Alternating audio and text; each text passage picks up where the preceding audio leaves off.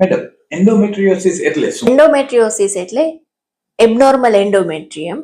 Normally ગર્ભાશયમાં એક સેન્ટરમાં એક દિવાલ બનતી હોય છે જેને આપણે એન્ડોમેટ્રિયમ કહીએ છીએ. એન્ડોમેટ્રિયમ ગર્ભાશય સિવાયની કોઈ પણ જગ્યાએ સ્થાપન થાય અને ત્યાં ઈ ગ્રો કરવા માંડે ત્યારે એન્ડોમેટ્રિયોસિસ નામનો રોગ ડેવલપ થાય છે.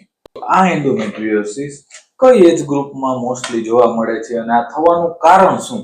એન્ડોમેટ્રિયોસિસ ટીનેજ થી લઈને 40 થી 45 વર્ષની દરેક ફિમેલમાં જોવા મળે છે. એન્ડોમેટ્રિયોસિસ થવાના મુખ્ય બે કારણો છે.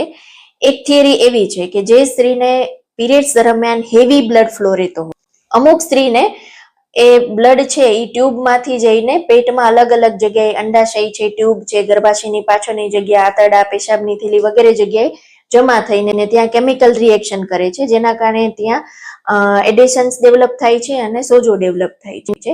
બીજી થિયરી એવી છે કે જેમાં પેટમાં રહેલા અમુક સેલ્સ કે જેનું મ્યુટેશન થઈને એન્ડોમેટ્રિયમ જેવા સેલ્સ બને છે અને પછી જે તે જગ્યાએ એન્ડોમેટ્રિયમ ગ્રો થાય છે.